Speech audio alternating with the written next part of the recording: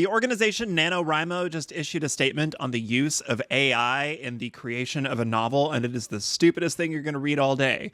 So if you don't know what NaNoWriMo is, it stands for National Novel Writing Month. It's an organization that was created years ago to basically gamify the writing of a novel, to challenge folks to write a whole novel or at least 50,000 words of one in a single month, the month of November. Fun fact, I have participated in a few NaNoWriMos, and I have never finished it because writing 50,000 words in 30 days is very hard. Which might be why a whole lot of people said, hey, could I use ChatGPT or some other generative AI tool to write my novel for me? And so NaNoWriMo put out this statement on the use of AI. They start off with this kind of wishy-washy, we're neither going to be pro nor con, but then they end up calling it ableist.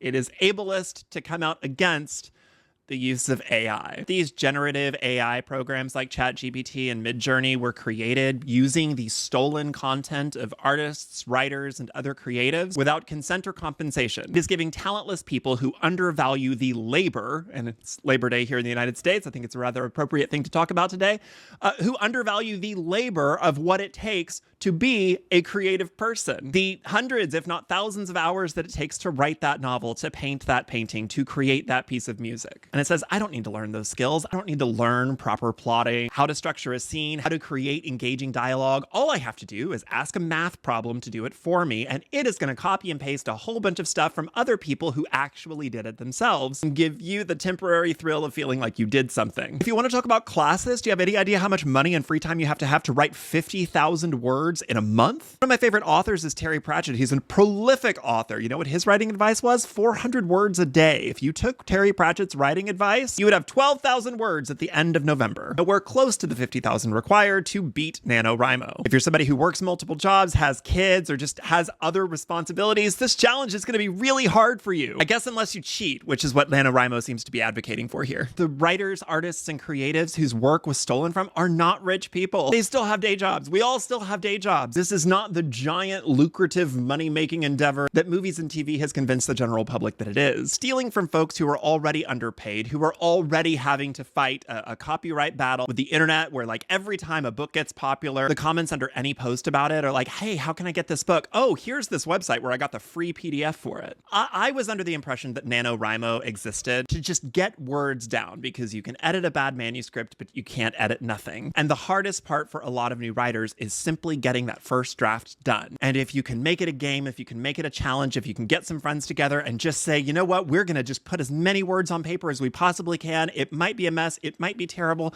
But at the end of the month, we're going to have 50,000. We're going to be able to edit it down into something great. That's cool. That's good. That's worthwhile. That is a worthy endeavor. Even if, like me, you didn't make it. But this, like giving permission for people to use the stolen work of other creatives to pretend like they wrote a novel, no. Anyways, I don't think anybody should be participating in NaNoWriMo anymore, or giving them money or promoting them in any kind of way at all until they change the stance. Thank you. Goodbye.